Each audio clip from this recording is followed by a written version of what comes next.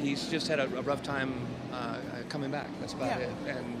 And I reach out to him all the time and tell him Yeah. that everybody. What happened next would end up costing a record label millions, destroying a metal community friendship forever, and making fellow musicians swear they'd rather open for a garage band than work with Dave Mustaine again.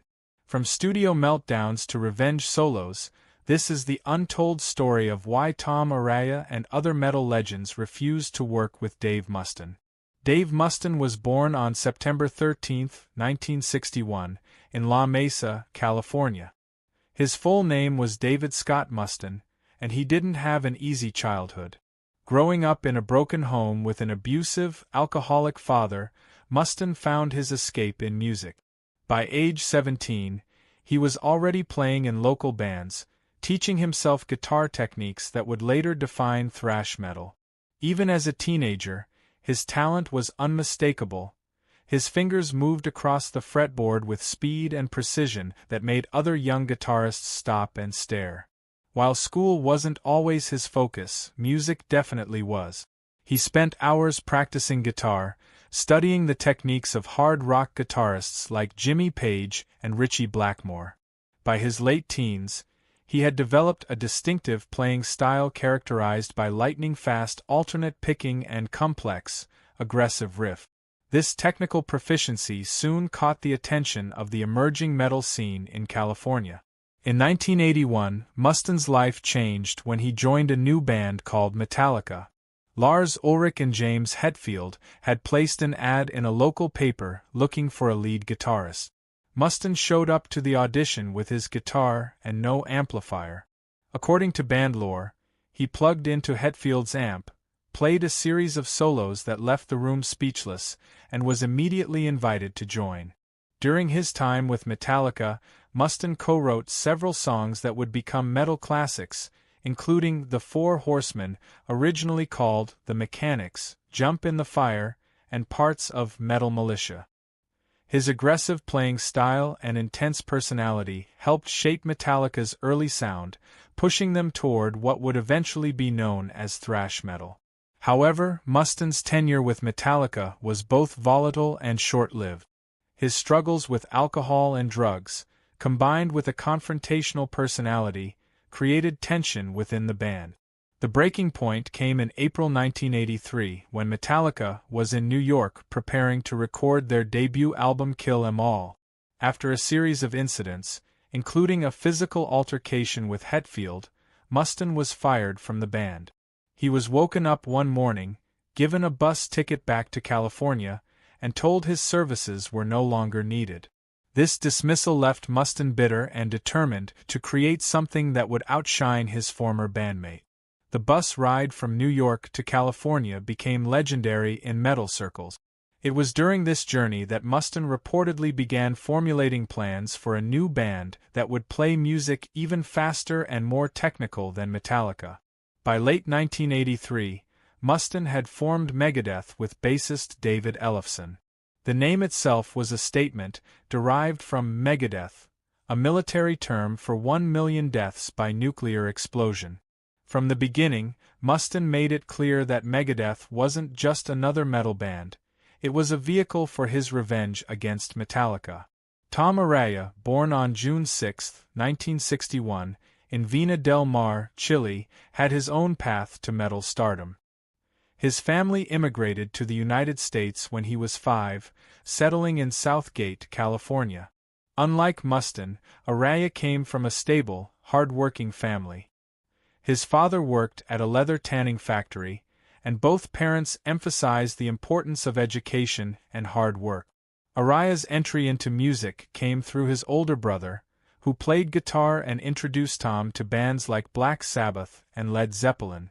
Initially playing bass to accompany his brother, Araya quickly developed a passion for heavy music. While working as a respiratory therapist, a career he maintained even during Slayer's early years, Araya joined forces with Kerry King and Jeff Hanneman to form Slayer in 1981. By 1986, both Megadeth and Slayer had established themselves as pioneering forces in thrash metal. Slayer's album Rain in Blood, produced by Rick Rubin, was revolutionizing the genre with its unprecedented speed and intensity. Meanwhile, Megadeth had released Peace Cells. But who's buying? Showcasing Mustaine's technical prowess and songwriting skills. The thrash metal scene, though competitive, was also collaborative. Bands often shared stages, influenced each other's music, and maintained friendships despite professional rivalries. This spirit of camaraderie led to discussions about potential collaborations between various thrash bands, including the idea of a split release or joint tour featuring Slayer and Megadeth. In late 1986, executives from both Combat Records, Megadeth's label, and Def Jam, Slayer's label, arranged a meeting at a Los Angeles recording studio. The proposed collaboration was ambitious: a split EP featuring new tracks from both bands, followed by a co-headlining tour across North America. For fans, this would have been the ultimate thrash experience. For the labels, it represented significant commercial potential. The meeting was scheduled for 1 p.m. on a Wednesday. Araya, Kerry King, Jeff Hanneman, and Dave Lombardo from Slayer arrived on time, as did the label representatives and studio engineers. Ellefson from Megadeth also showed up promptly, apologetically explaining that Mustaine was on his way. Hours passed. Phone calls went unanswered. The Slayer members, known for their professionalism despite their aggressive music, waited patiently at first, then with growing frustration. Studio time was expensive and the clock was ticking. When Mustaine finally arrived shortly after 4 p.m., it was immediately clear he was intoxicated. According to multiple witnesses, he stumbled into the control room, interrupted a conversation between Araya and a producer, and launched into a rambling critique of Slayer's production Sound on Rain in Blood. The tension in the room was palpable. King, already known for his directness, responded with a comment about Megadeth's recent performances. Witnesses recall King saying something to the effect of, "At least we can play our songs live without screwing them up." This seemingly offhand remark touched a nerve with Mustaine. What happened next has become infamous in metal circles. Mustaine spotted Kerry King's custom BC Rich Warlock guitar, a distinctive instrument with a jagged body design that had become part of King's signature look. This wasn't just any guitar. It was a custom-built piece with specific modifications for King's playing style, valued at several $1,000s. In a moment of rage, Mustaine grabbed the guitar from its stand, shouted something, witnesses later couldn't agree on the exact wording, and smashed it against a nearby amplifier. The neck cracked, the body splintered, and pieces of the guitar scattered across the studio floor. The room fell silent, except for the sound of the broken guitar parts settling on the floor. Then chaos erupted. King lunged toward Mustaine but was held back by Lombardo and Hanneman. Araya, typically the most level-headed member of Slayer, stepped between the parties, trying to defuse the situation. Ellefson, mortified by his bandmates' behavior, attempted to apologize, but the damage, both to the guitar and to any potential for collaboration, was irreparable. Label executives quickly ended the meeting, escorting the still furious King from the room, while Araya stayed behind to assess the situation.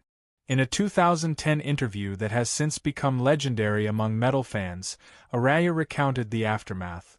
It wasn't even about the guitar, though Kerry was furious about that for years. You can replace instrument.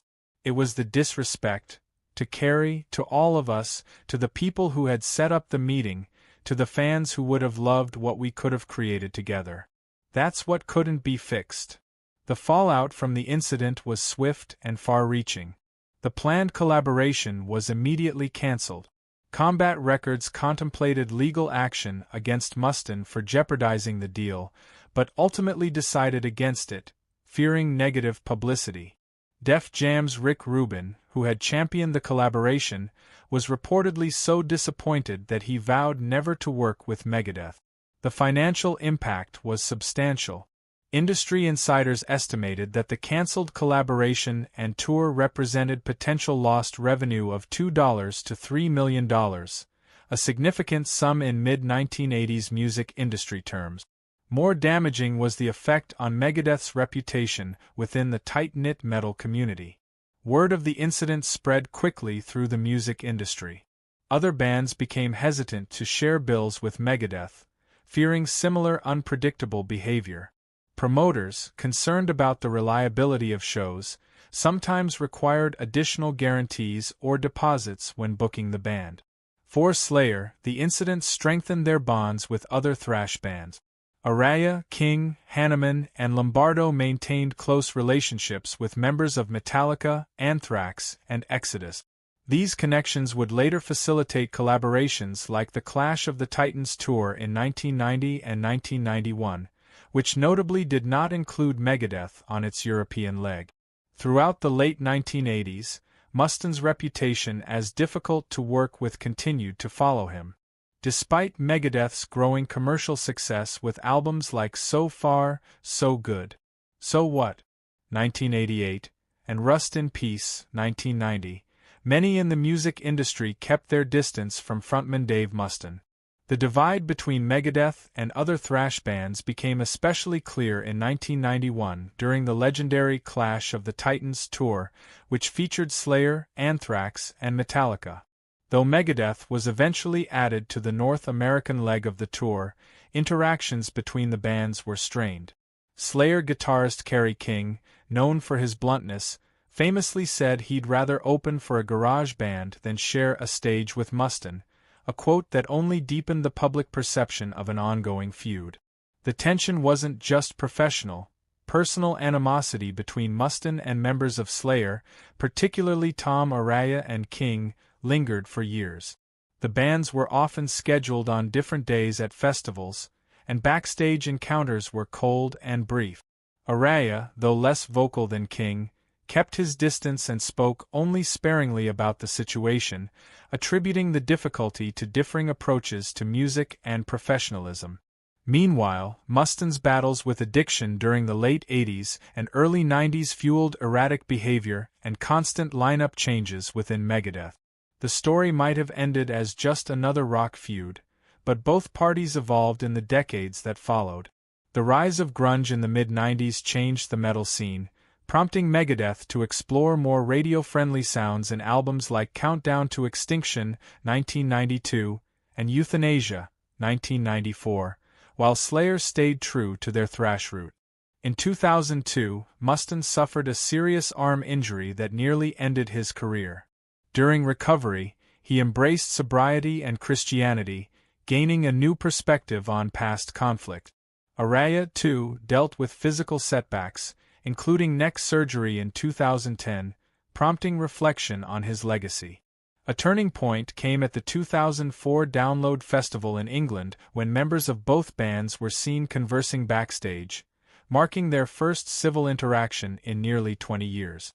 A bigger moment arrived in 2010 with the announcement of the Big Four concerts, uniting Metallica, Slayer, Megadeth, and Anthrax for the first time.